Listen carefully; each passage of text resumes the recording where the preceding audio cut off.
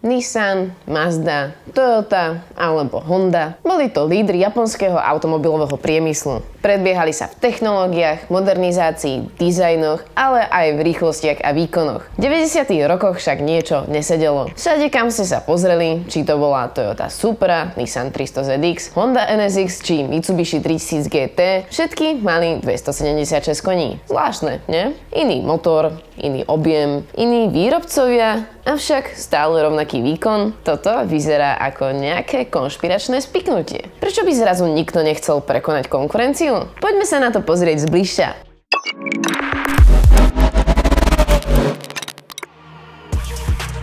Táto neformálna dohoda má korene v polovici 70. rokov, keď Japonsko začalo mať skutočný problém so skupinami, ktoré sa súhrne nazývali Bosozoku. Ako som spomínala v predošlej časti, boli to pouličné gangy na motorkách a autách, ktoré ignorovali dopravné pravidlá a vyvolávali chaos a anarchiu. Vďaka tomuto správaniu a bezohľadnosti začala konať Asociácia japonských výrobcov automobilov Yama v skrátene. Yama navrhla, aby výrobcovia umiestnili na všetky budúce japonské vozidlá zariadenie na obmedzovanie rýchlosti a aby tak obmedzili rýchlosť na 180 km za hodinu. Keď verejnosť túto myšlienku podporila, výrobcovia naozaj museli obmedzovače implementovať. No a tak už vieme, prečo všetky JDM autá majú na takáči 180. No a myslíte si, že ich zastavil tento limit? Kdeže? Keď teda koncom 80. rokov prišla nová kríza, Yama bola pripravená opäť konať. V 80. rokoch minulého storočia počet úmrtí na cestách v Japonsku narastol na alarmujúcu úroveň, pričom v roku 1988 dosiahol vrchol viac ako 10 000. V Nemecku, ktoré je podobne veľké ako Japonsko, to na ten istý rok bolo iba 488 úmrtí. Čiže neuveriteľné porovnanie týchto čísiel. Yama teda opäť začala dúmať a zrazu jej cinkla myšlienka, že milé automobilky, mohli by mať prosím všetky vaše najsilnejšie autá iba 276 koní? Určite to vyrieši úmrtnosť na našich cestách. No, lebo viete, čím viac koní, tým viac ľudí sa zabije, nie?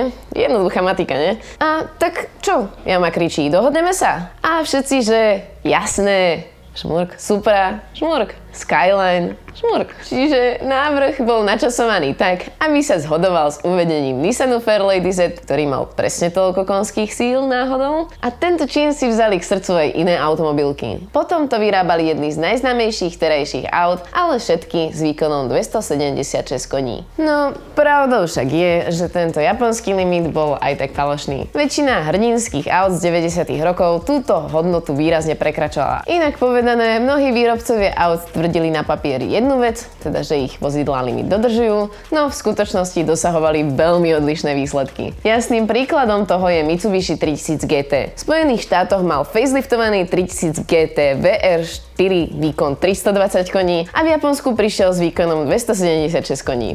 Aj napriek tomu, že oba mali rovnaký motor.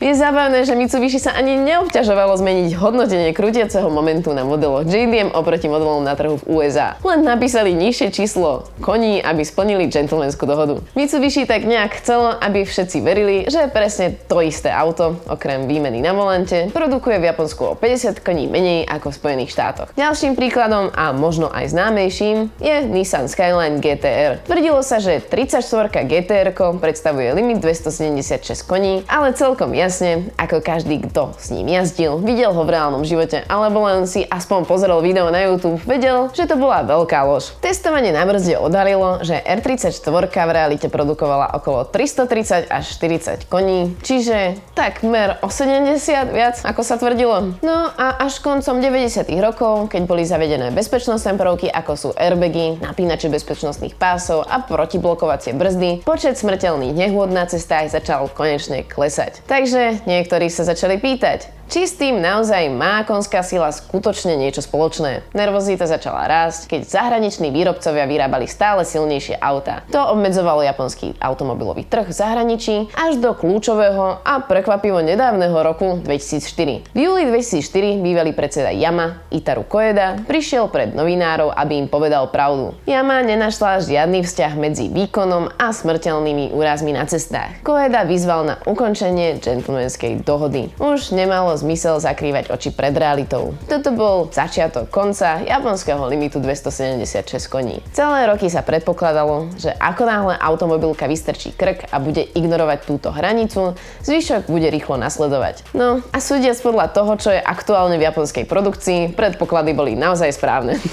Koncom roku 2004 nastala v japonskom trhu obrovská zmena. Honda sa stala prvým výrobcom, ktorý verejne, bez hanby, prekročil hranicu so svojím 296 koňovým Legendom, poháňaný 3,5 litrovým motorom V6. Od tohto bodu sa výrobcovia automobilov naďalej navzájom prevyšovali, a pokiaľ ide o silu a výkon, rovnako ako to urobili americkí a európski výrobcovia automobilov. No a začala sa konečne reálna súťaž sily a výkonu, tak ako to už dávno bolo v Amerike aj v Európe. A vďaka Bohu, pretože s týmto limitom nie je možné, aby sme skončili s našim milovaným 570 koňovým Nissanom GT-R. Toto nie je svet, ktorom by som ja alebo ty určite chcel žiť. Teraz si môžeme užívať oveľa výkonnejšie vozidlá, než bol tento starý limit. Takže, aby sme to zhrnuli, takmer 2 desaťročia boli japonské automobilky zapojené do stavu neformálnej, nevyslovenej, ale za to vzájomnej zdržanlivosti, kde žiadne auto, ktoré vyrobili, nemalo, alebo teda nesmelo mať vyšší výkon ako 280 koní. Táto dohoda nebola medzi automobilkami samotnými, ale medzi nimi a asociáciou Yamaha. Je dôležité poznamenať, že japonské autá už nie sú obmedzené týmto číslom, bol zrušený okolo roku 2004 a teraz máme aj japonské autá, ktoré produkujú podstatne viacej výkonu. Pravdou je, že aj tie autá v tých 90. rokoch a začiatkom 2000 aj tak vyrábali vyššie čísla, ako sa uvádzalo. Išlo len o to, že táto gentlemanská dohoda znamenala, že žiadny výrobca nechcel byť videný ako rebeluje